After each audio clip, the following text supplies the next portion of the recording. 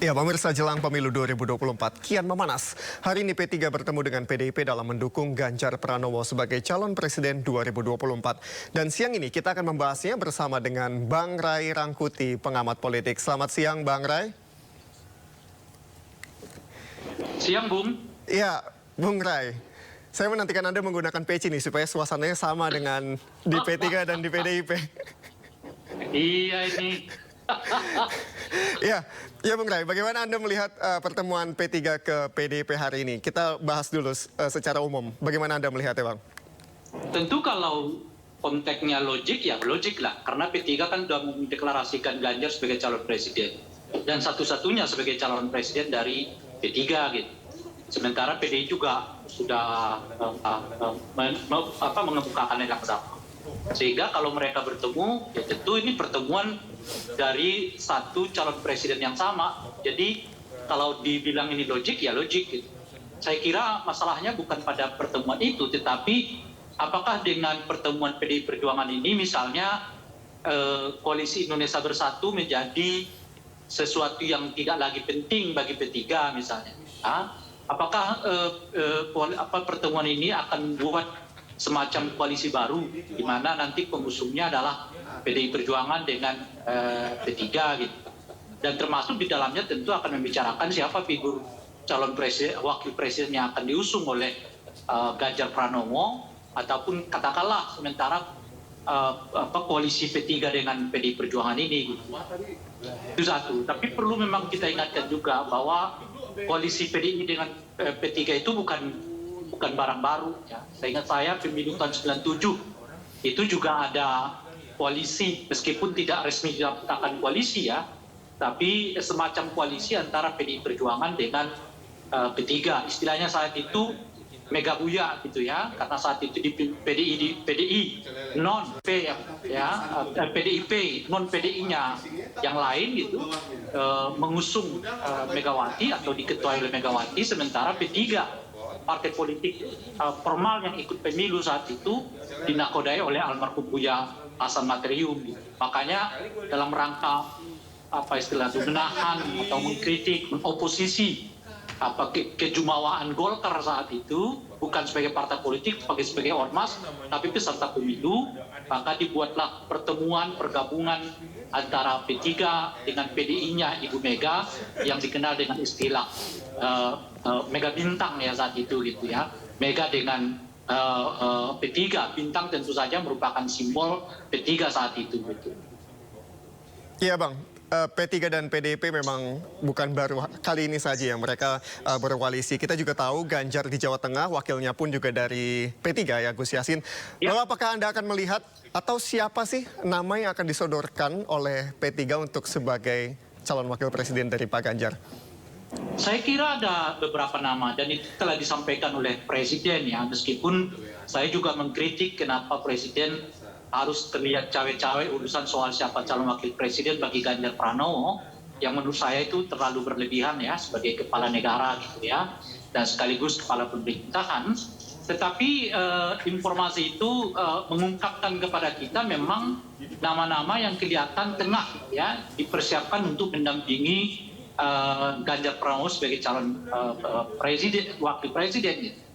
Dan seperti yang kita ketahui ada banyak nama di luar Pak Prabowo, karena ada 7 nama yang disebutkan oleh Pak Presiden saat itu. Saya kira nama Pak Prabowo kita kecualikan dulu karena beliau justru potensial menjadi calon presiden. Dan kalau merujuk kepada berbagai lembaga survei ini gitu ya, dan artinya tersisa 6 ya. Saya kira Pak Mahfud juga masih sulit ya untuk disertakan di dalam pencawapresan ini gitu ya, karena ya saya kira Pak Mahfud itu lebih berkesan viral dibanding populer gitu.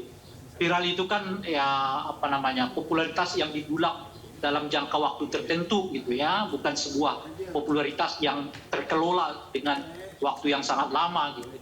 Sekarang aja misalnya nama Pak Mahfud relatif mulai lagi tidak terbicarakan gitu ya setelah 356 triliun yang diungkapkannya begitu ya. Nah artinya tinggal 5 lagi nih. Saya kecualikan lagi Ridwan Kamil karena saya kira Ridwan Kamil agak berat berhubungan dengan adanya di dalam adalah Pak Erlangga Hartarto gitu, maka yang tersisa adalah 4 nama gitu. Nah, tinggal 4 nama ini siapa kira-kira? Yang umum disebutkan oleh publik adalah Sandiaga Uno, tapi saya juga merasa bahwa ya Sandiaga Uno agak berat itu dicalonkan sebagai calon wakil presiden karena menyangkut dengan hubungan Pak Jokowi dengan Prabowo dan hubungan PDI Perjuangan juga dengan Prabowo gitu. Nah, tentu amat tidak elok ya kalau kemudian Sandiaga misalnya dipasangkan dengan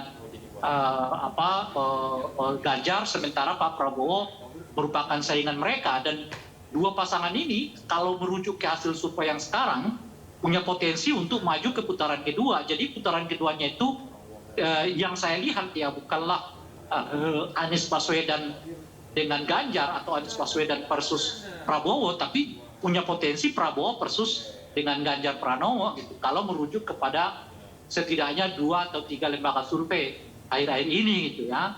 Nah, kehadiran Sandiaga di situ itu tentu akan dapat melukai ya lebih dalam lagi perasaan Pak Prabowo, karena bukan saja beliau berkesan ditinggalkan, tetapi orang yang meninggalkan beliau pun kemudian justru diangkat sebagai calon wakil presiden di di kalangan yang punya potensi berhadapan-hadapan langsung dengan beliau gitu. Dengan berbagai pertimbangan itulah saya mengira Anies Sandiaga ini agak kita kecualikan dulu, berarti tinggal 3 nama ya yang memungkinkan ya menurut bacaan saya mendampingi Pak Ganjar 2024 yang akan datang gitu. Nah, siapa di antara 3 nama itu? Ya kita lihat aja sebulan 2 bulan ke depan gitu. Masih kita lihat dulu, tapi sudah beberapa nama dicoret nih, karena memang dari tadi Bung Ray bilang itu berat-berat. Memang kriteria cawapres seperti apa sih yang dibutuhkan gitu ya oleh PDIP untuk mendukung Kalau Ganjar? yang saya bilang dicoret itu bukan karena kriteria tidak cocok kepada Pak Ganjar ya. Saya kira 7 nama itu semuanya bisa berdampingan dengan Pak Ganjar ya, karena itu hampir satu visi semua tuh dengan Pak Ganjarnya. Kalau misalnya kaitannya dengan visi, kaitannya dengan kedekatan dengan Pak Jokowi, semuanya merupakan orang-orang Jokowi juga ya. Tapi ini lebih karena ada faktor di dalam diri orang-orang ini yang menurut saya tidak memungkinkan mereka untuk didorong sebagai calon wakil presiden. Pak Mahfud seperti yang saya sebutkan tadi, saya kira nggak akan banyak signifikansinya bagi penguatan suara Ganjar nanti, mengingat Pak Mahfud itu tadi ini tokoh viral ya, bukan tokoh populer gitu. Tokoh viral dan dengan tokoh populer itu 2 hal yang berbeda. Viral itu ya popularitas yang didapat dalam seminggu 2 minggu. Dan misalnya sekarang juga udah kesulitan ya Pak Mahfud ya, 356 triliun itu sepanjang yang saya tahu ya, saya kayaknya belum ada satu kasus pun yang naik ke pengadilan tuh gitu loh kira-kira kan. Jadi ya memang beliau viral dengan 356 tapi ya berhenti di situ gitu. Sementara nama Sandiaga sudah menyebutkan tadi ya hubungan dengan Pak Prabowo itu tetap perlu dijaga ya. Dan yang ketiga itu adalah soal Pak Ridwan Kamil. Saya mengatakan karena masih ada Erlangga Hartarto di situ gitu. Dan saya kira sejauh ini kelihatan Pak Ridwan Kamil juga hanya berkeinginan untuk masuk ke, kalau tidak ke DKI 1 tetap di Jawa Barat 1 gitu. Jadi masalahnya bukan pada Ganjarnya itu. Masalahnya pada tokoh-tokoh ini masing-masing gitu. Ya, tapi kalau menurut Bung Ray sendiri, kriteria yang dibutuhkan oleh PDIP untuk bisa memenangkan Ganjar itu seperti apa cawapresnya? Ya memang tidak bisa tidak ya, harus populer dengan elektabilitas yang memadai. Karena kalau sampai 3 pasangan calon presiden seperti sekarang ini, ya sumbangsih dari wakil presiden itu mutlak dibutuhkan gitu. Nah itu menurut saya yang paling utama ya. Nah di luar itu sih ya bisa kita buat macam-macam lah. Tapi saya kira pertimbangan yang utamanya itu ya itu. Ya misalnya dia butuh administratur, dia butuh ini, butuh itu bisa lah tambah-tambahan. Tapi yang paling utama itu adalah sejauh apa calon ini mampu menyumbang suara kepada elektabilitas mereka gitu. Sebab kalau dengan 3 persaingan seperti sekarang memang sangat ketat. Dan oleh karena itu dibutuhkan calon wakil presiden yang dapat menyumbang suara ya. Dan tinggal kita lihat sekarang dari nama-nama yang tersisa ya, dari 7 nama yang disebutkan oleh Pak Jokowi itu kira-kira ya siapa di antara mereka yang potensial gitu. Apakah misalnya Kopipah Indar Parawansa dan seterusnya itu gitu ya.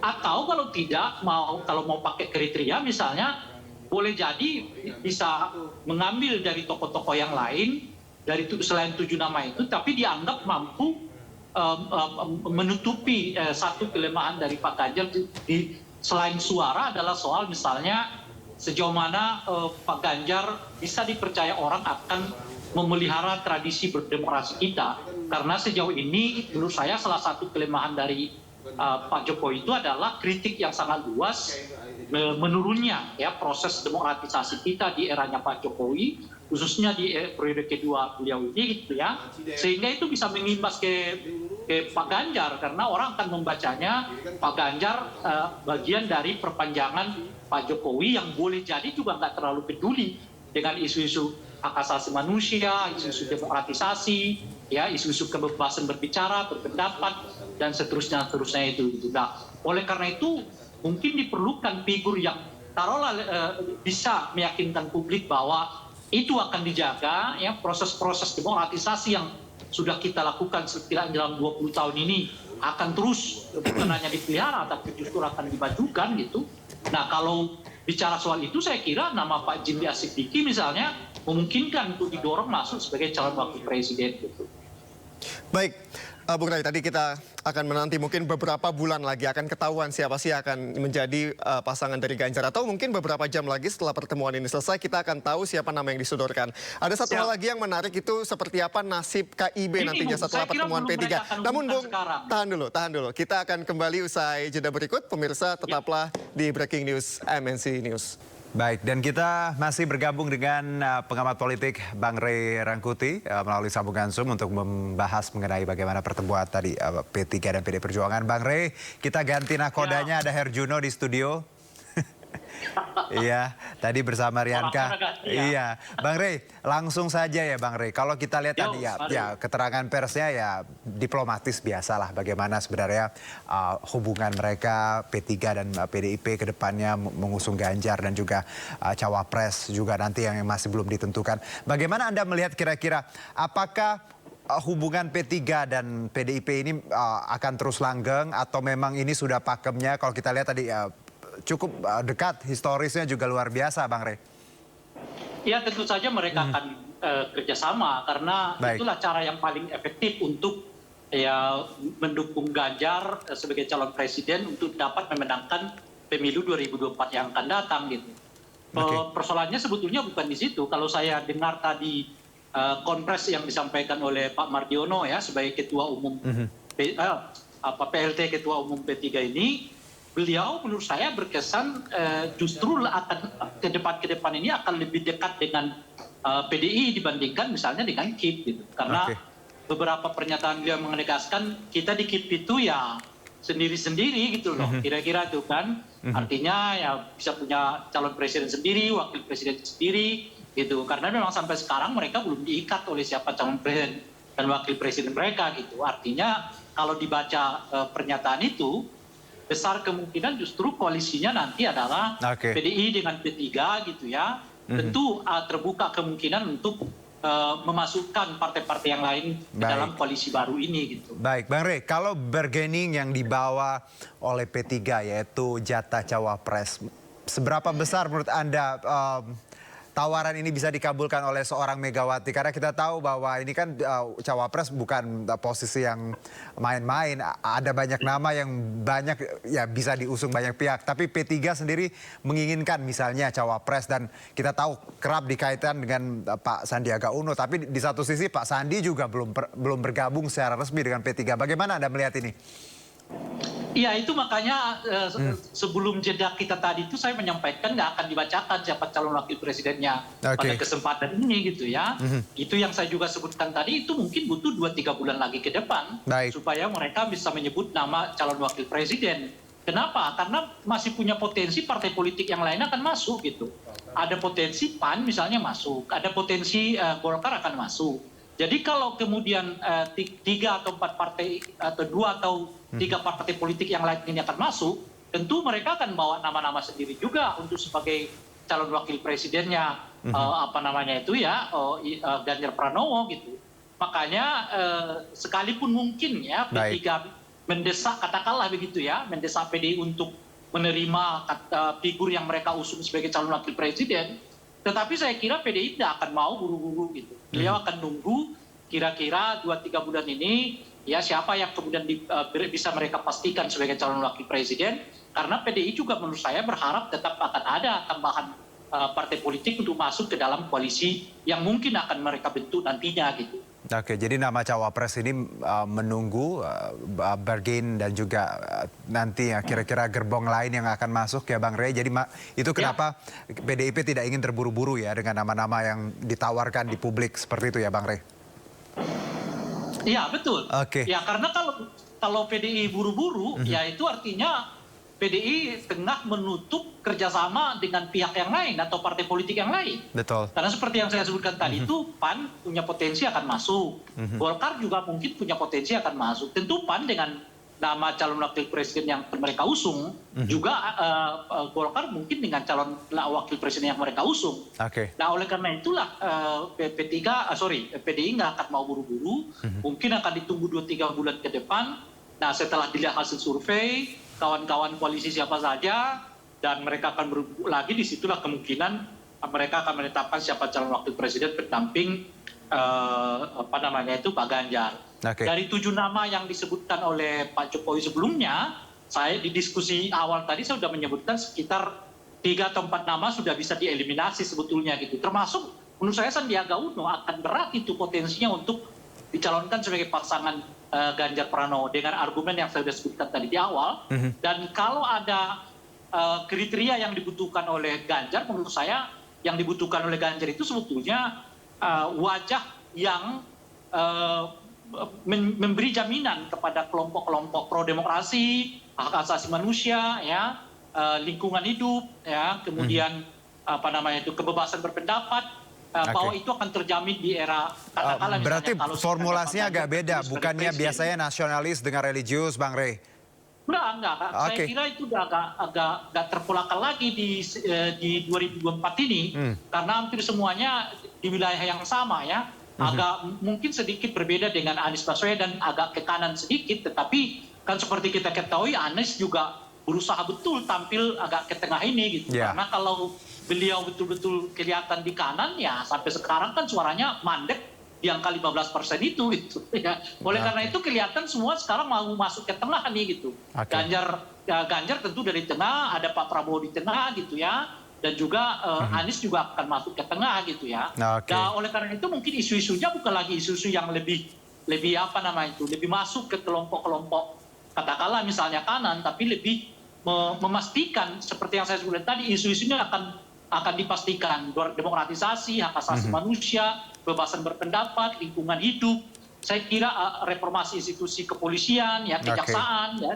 Inilah isu-isu penting yang menurut saya di 2024, sehingga kemungkinan besar figur yang ke kanan ya itu tidak terlalu menjadi kriteria penting untuk mengukur siapakah calon wakil presiden bagi mereka gitu. Baik Bang Rey, jadi dengan kata lain bahwa pemilih akan lebih kritis ya, lebih detail lagi melihat calonnya. Jadi ibaratnya semakin kesini makin kesini ya Bang Rey. Betul. Baik Bang Rey. Syukurlah bahwa ada perkembangan cara melihat pemilih kita terhadap pemilu. Iya.